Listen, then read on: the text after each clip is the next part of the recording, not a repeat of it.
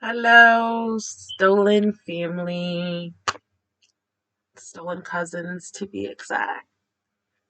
Thank you for joining me again today. More horror animations. I want to say it's like winter horror stories, and I don't know. I'm in Massachusetts, so it'd be cold out here. So I'm just like, dang, what you going through in the winter, you know? So let's just jump into it. A little bit, yeah. Turn you a little bit, and I'm like, there you go. And let's just get right into it. Three true winter horror stories. Yep.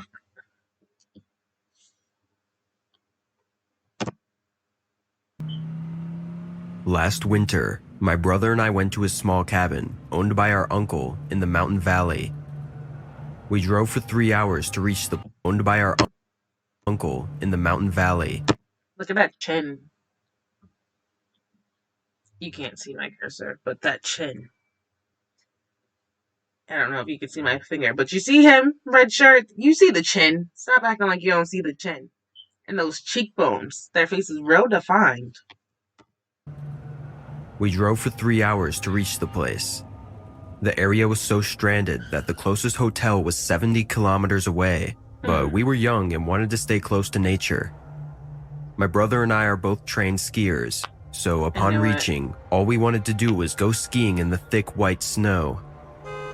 We honked our horns and got down of the car. A teenage boy, about 15 to 16 years old, came out running from the cabin. He was very young and had a smile on his face. His eyes looked sleepy though, like he was tired. He took our luggage and showed us the way in. My brother and I entered the cabin. It was a small, common cabin in the woods. There was a fireplace in the room, and in the corner was wood piled up for it.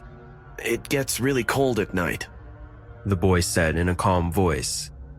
My brother told him that we were going skiing, so it would be good if he could prepare dinner for us. The boy smiled and nodded his head. We got dressed in our skiing clothes, took our equipment, and started gliding down the woods. All the trees were bare, robbed straight out of their leaves.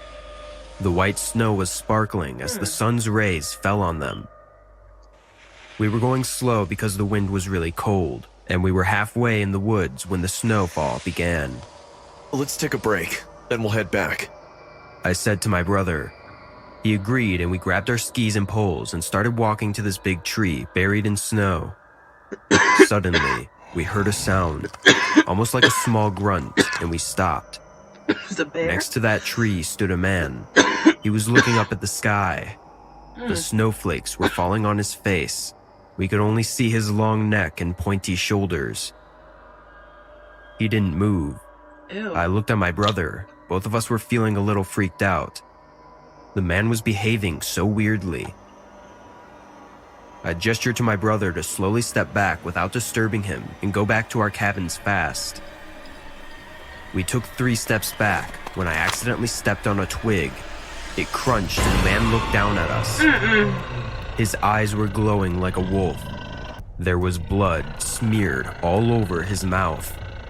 That's when for the first time I noticed his right hand. He was clenching a dead rabbit. Its stomach was ripped open and its entrails hanging out. The man wiped the blood off his face with his other hand, and he smiled ear to ear. No, thank you. I heard my brother scream. "Stefan, now! Run! Run! Run!" I started running. My brother was behind me. We didn't see if the man followed us. Breathing and panting like a dog, we came back to the cabin. We slammed the door and double-locked it. The teenage boy realized something was wrong. He came out of the kitchen, and I yelled, "Call the cops now!" "Why? What happened, sir?" "Stefan, there's no network in my phone." I checked my phone as well. My brother was right. "The lines are dead here, sir. It's the snow." The boy replied in a calm voice. "Did anything happen, sir?" You know what the hell happened. I was going to tell him, but then my brother stopped me. He thought the boy will get scared and leave us there. So we told him we heard a wild animal in the woods. He kept cooking quietly. After half an hour, when we have calmed down, we felt embarrassed. Like, why would you So think we he was stopped there? thinking By, about the like, man and went you've to our never, rooms to you freshen haven't up. seen an older A few gentleman there minutes with later, him yet. when we came out for dinner, suddenly the light went off. Oh, hell no. A heavy snowstorm had started outside. I could hear the glass windows trembling with the mad wind. Hello? Where are you? What was his name? We never asked his name. My brother and I were looking for the teenage You've boy never when asked suddenly his we name? heard footsteps. Someone was outside our cabin. My brother and I slowly turned our heads towards the big window right beside the fireplace, and the lights hit. The man we saw in those woods was outside our living room window, resting his bloody palm on the glass and planting his face on it in a distorted way while staring dead at us. He slowly opened his mouth and started licking the blood smeared around his red tongue. Ew. His eyes never blinked, pupils never moved. My voice died down my throat. I was stiff as ice. That's when the boy walked in like he was hiding there all this time. Any problem, sir? It's him. He's the one we saw in the woods. Oh, him? The boy casually walked to the window, put his hand on the glass like he adored this freak, and looked back at us. His face got the same grin this man gave us the first time. He's my dad. I There's told nothing you. wrong with him.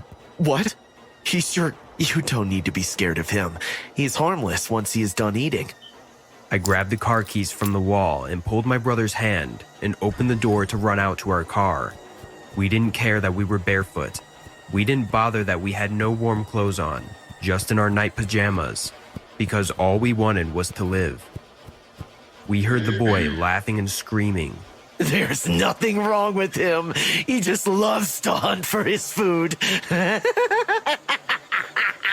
The engine rumbled and we got back to the road. Our luggage was inside, but that was no time to go back for them. We drove for about 2 hours and found the next hotel. The snowstorm made it excessively risky to drive, but there was no way we were staying with this psycho father-son duo. Once we reached safety, we called our uncle to inform him about this caretaker boy and his father. What my uncle said gave me chills. No caretaker or third-party employee ever worked on that property. The keys are always under the porch rug. The fact that we stayed with a stranger who appeared like nothing but psychos made me sweat in terror. I gave the phone to my That's brother because I had had crazy. enough for the night. He explained everything that had happened in the cabin and informed him about this boy and his father. He called the cops, and the next morning we went to the cabin with them. No one was there. Our luggage was gone. Most likely they took them. We had no money, no clothes, and not even our shoes. The place was swept clean. We called our dad, and he came the second day to pick us up from that motel and also pay the bills. I still remember that incident with dread. God knows what would have happened if they had any weapons. Since then, I've decided that I will never stay in any stranded cabin for my entire life. As you shouldn't. You should have already had that in your rulebook. Hey guys, I hope you're enjoying the video. If so, please leave a like. And also, a small percentage of people that watch my videos are actually subscribed. If you want to support this channel and make this channel reach the 1 million mark, please consider subscribing. It's free and you can change your mind later. Enjoy. I don't know who might be on the other end of this, but if you're listening to this message, then I might already be dead. I know. You think I'm being too dramatic, but I promise you, I'm really not. Something seriously messed up is going on here. What's going Something on? dark and twisted. And now that I've found out, I don't think they'll let me get out of here alive. Probably not. I can hear them outside, hunting for me. It's so dark. I'm hiding in a closet, and I don't know how much time I have left, so... Okay, deep breaths. Deep breaths.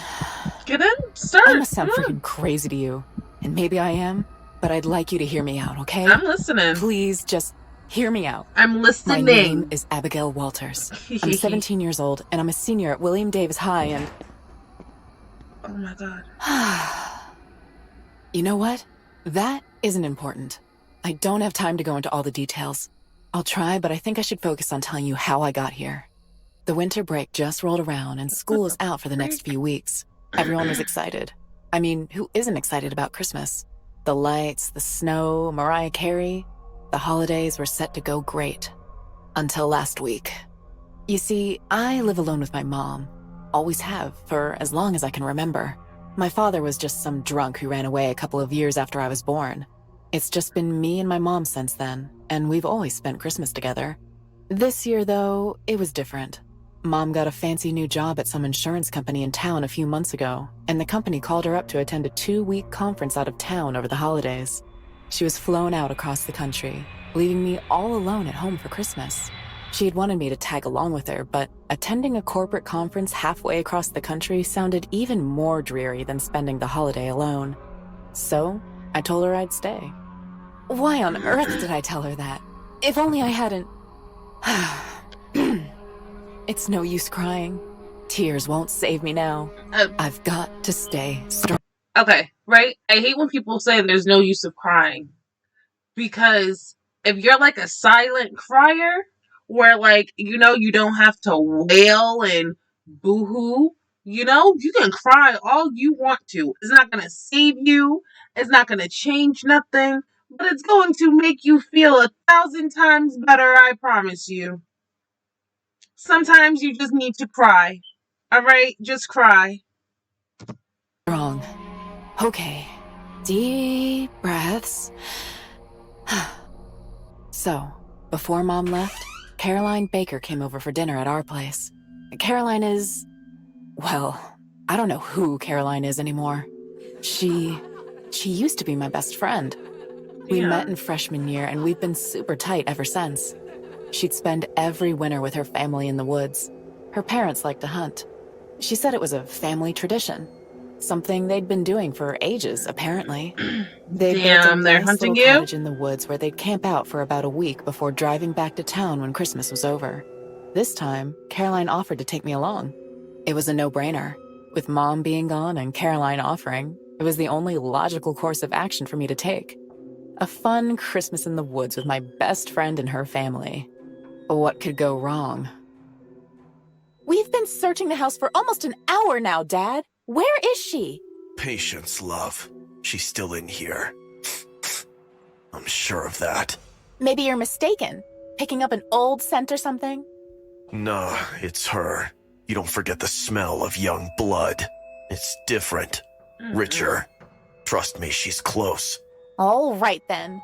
But I'll be damned if I spend another 30 minutes searching for her when there's stew getting cold in the kitchen. We can always warm the stew back up. Not a big deal. But this? Come on. No use standing around. Let's keep looking. Ugh.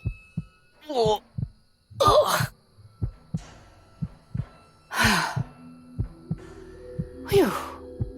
That was close. Too close, if I'm being honest. Oh my god, I left home on the night of the 21st. Caroline came to pick me up. We hung out at her house for a couple of hours before her parents got back from work.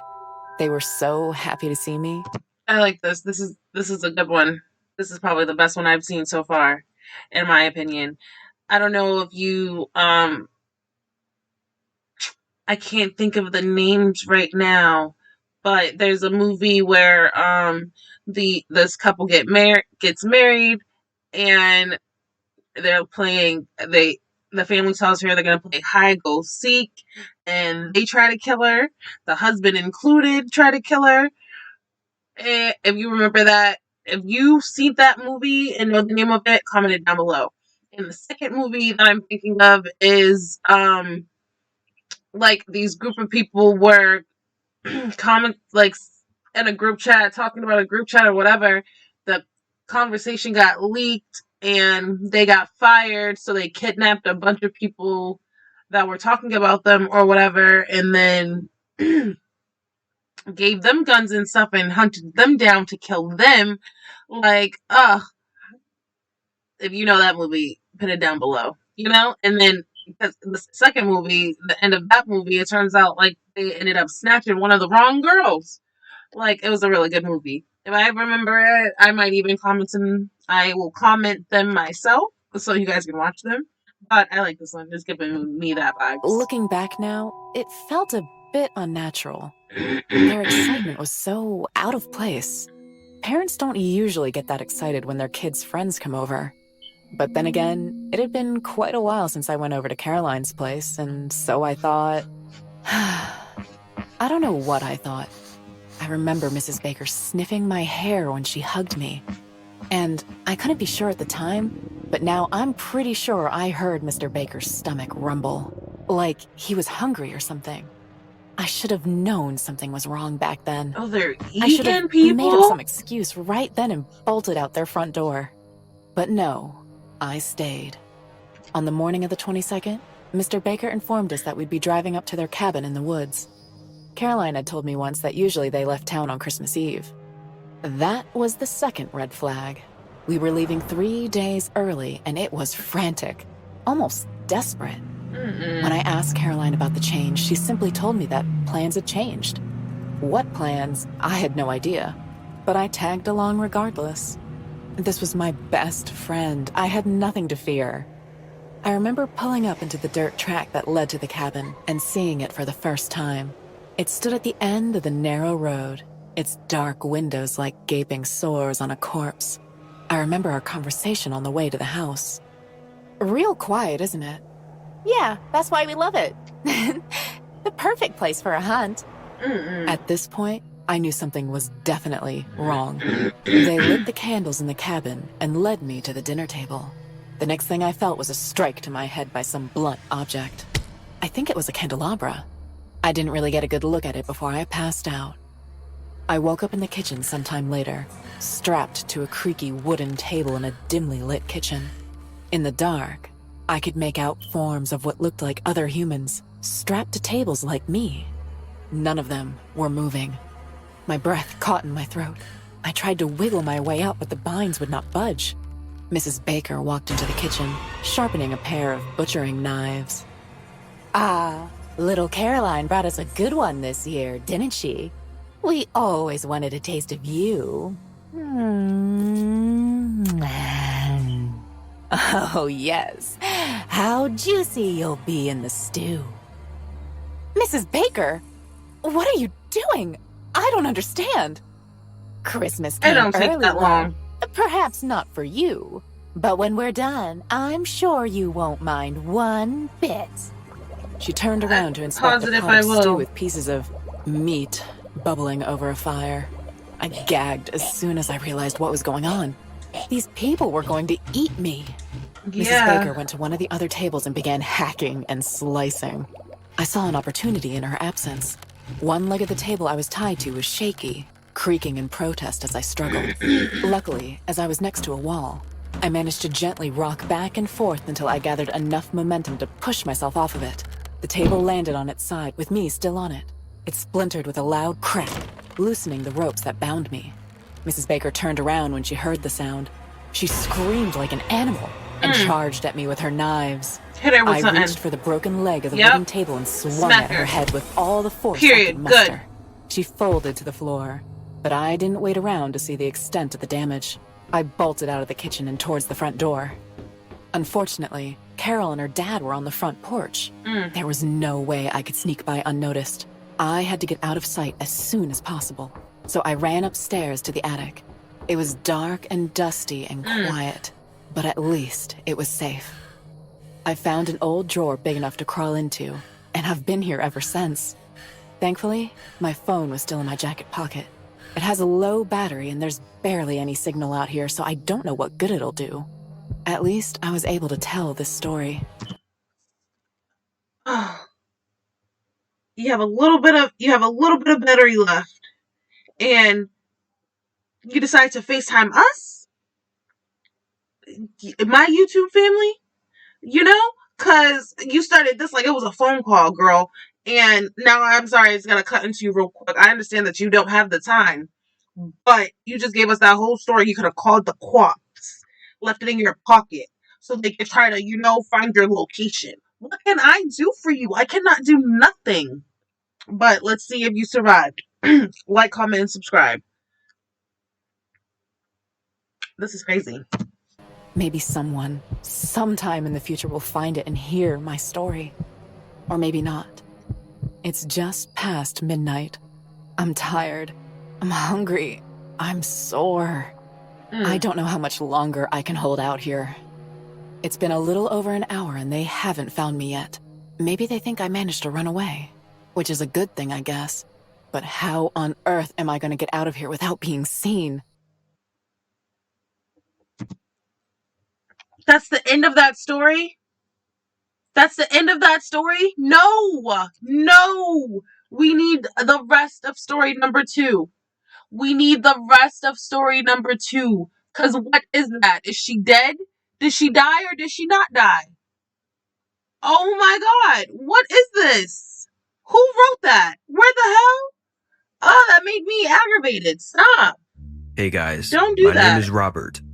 Waste my Maybe damn everyone time. who knows me around here knows that I'm just another local doctor, but I used to work in the big city.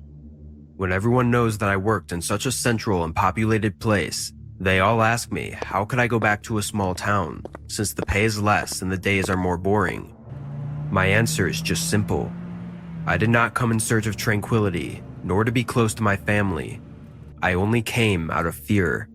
Fear that those people who tried to kill me in the most cruel and ruthless way possible do not find out that I'm still alive and come to finish the job. Tried to kill you, guy? It all started when I was just a nurse. I had just graduated from university and was one of those young aspiring doctors who would give everything for a chance to prove themselves. The dream of every newcomer was to save a person's life in a major surgery. But all this doesn't happen until you have more experience. At this point, I was just inspecting medications or taking care of patients in intensive care. Make no mistake, I was happy with this. I knew it was part of the natural progression to being a great doctor, so I did my job to the best of my ability. Someone had to. One day, I was taking care of a patient. I was looking for the medicine to give him, but I noticed that there was no more left, so I had to go to the warehouse to get a new bottle. When I got there, I grabbed the small bottle of liquid and was about to go back, but I noticed something strange. Out of curiosity, I read the bottle and noticed that this medicine had expired more than 5 years ago. What? It can't be. I grabbed more bottles to inspect them, and they all shared the same oddity. All of them had already expired many years ago. This had to be a mistake. I went to the director's room to inform him of this. Maybe it was a problem with the inventory. I knocked on the door, and from inside, a hurried voice was dispatched. What do you want, Robert? It's not the best moment. Dr. Cole, there's an irregularity with a medication I'd like to show you. Not now, kid. I'm too busy. And he simply left. I was about to go back and ask a doctor what to do, but Dr. Cole's behavior made me very curious. He has always had a calm, relaxed, and charismatic demeanor. Besides, not now, kid? The doctor always treats me very well, and several times he expressed to me that I am one of his favorite nurses. He would never treat me that way. Was there something wrong? Yes, there's something wrong. He's stressing. If he would never treat you that way, that's where, I don't understand a lot of people. You understand that he would never treat you that way. He's expressed to you that you're one of his favorites, no matter if he's lying or not. Why pry? Why try to get more information than needed? He said, get out my face, basically, and you still have to go up in his face? Leave him alone. Wrong with him? Maybe he had a serious problem and I could help him. You Without him can't help seeing him. me, I followed him to the parking lot and from there to the back exit door. Dr. Cole walked a few more yards to Now a darker you're stalking. area. An area where I knew some doctors went to smoke during their breaks, but since it was snowing, no one went during this time of year. When he arrived, someone was waiting for the doctor. A strange, tall, muscular man with a mostly covered body seemed to be waiting for him. When the doctor arrived, the man took off his hat and revealed his face. Ashton, so nice to see ya. You're getting later and later. Are you fooling around with a nurse? It's getting harder and harder to get out, Joe. I'm afraid they're keeping a much closer eye on me. They might notice. Did you bring the money? Did you get the drugs? When have I failed you? Joe, I know this man. I saw him on the news recently. This man is a dangerous mobster with an arrest warrant. What business could he have with Dr. Cole? In my head, I was putting things together, but when I saw the drugs, I understood everything. Hey, Joe, I got another complaint from some nurse today. He got his hands on your merchandise. I need you to take the job seriously next time and alter the date. You know how long that's gonna take, right? Do it, or it's over for us. We're being discovered. I say when it's over. Do you understand? Sir, look! He's a very curious little animal. Suddenly, a new voice sounded from behind me. My blood froze and my body was paralyzed. Nosy They were talking about me. ass. Both men looked in my direction, and I turned around and saw him. Oh, great. Bring him here. Before I could react and start running, the huge man hit my belly with an extremely strong blow, and I fell down without air, dizzy. By the hair, the man pulled me to the mobster and threw me close to him. Robert? Do you know him? He's a new nurse, has lots of energy and asks too many questions. I'm sure he wants to save the world. Oh, that's so sweet. What were you listening to? Did the wind bring you here, Butterfly? I don't know who you are. I just wanted to smoke a cigarette. You sure couldn't find the pack, could ya? I seen you listening for a long time. Is that so? Doctor, what should we do with the child? Don't ask me that question. You're the mafia boss. Do what you do best. Indeed. I guess I am the bad guy, right? Please, don't kill me. I won't say anything. Oh, that changes everything. Did you hear, Vinny? He won't say anything. It's That's a always relief, the Vinny. boss. Joe, can you hurry up? People will start asking questions if we're late. Wow, the doctor doesn't like you, kid. Vinny, get the shovels out. We'll make a snowman. Not understanding what was going on, I watched as the man started digging a hole in the snow while the mobster kicked me all over the body. Crying, I could not react. I could only see the doctor staring at me helplessly as he smoked a cigarette. His That gaze doesn't look pierced my helpless. eyes, and that was all I could see. I felt pain, but what hurt me the most was that sideways look, watching my life being extinguished. After a few minutes, my body was so wounded that I couldn't move. The mobster seemed to know this, so he just kicked my body into the snow hole. Laughing and joking, my body began to fill with more and more snow as the man put the snow back in the hole. Minutes passed and everyone was gone. I tried to escape, but I couldn't move. My body was both sore and numb. I was trapped in a coffin of snow, feeling like I was slowly freezing to death. I could no longer breathe, and the snow felt like a gelid fire burning me slowly. At that moment, nothing else made sense. I didn't have to go and complain about the expired medication. I didn't have to follow the doctor. I didn't have to do anything. At all. What was the point of doing the right thing? No one was doing right by me. No one was coming to save me. It was all pain. My eyes thing. slowly closed and I began to see a light. Good. Was I dying? No, that was the light of the sun. As my eyes closed from the brightness of the sun, I saw a familiar face ahead of me. That man was a homeless person whom we let stay in the hospital. Was he hiding, watching everything, waiting to save me? I couldn't ask myself any more questions. I just fell asleep. And when I woke up, I was in a hospital ward I didn't know about. I was approached by a coworker who was in plain clothes, and that's when it hit me. This was not the hospital where I work. The man who rescued me had told him everything. They both thought it was a lie in case Cole asked them, but that never happened. He never asked about me, as I never even existed. When I recovered, I went back to my hometown to live a quiet life. Maybe someday I will denounce Mr. Cole, but even though I know I will be judged, I don't dare to do it for now. I want to enjoy my family and friends. I don't want to die. Yeah, this was a good one. This was a good one. IMR, you did your thing this time. All of these stories were superb, except for story number 2, because we don't know what happened to the girl. So if you can please, take a trip back, figure out what happened, let us know. But other than that, thank you guys for joining me. Have a great rest of your day. And yeah, subscribe if you haven't already. Join the family. Like, comment, subscribe, share if you want to.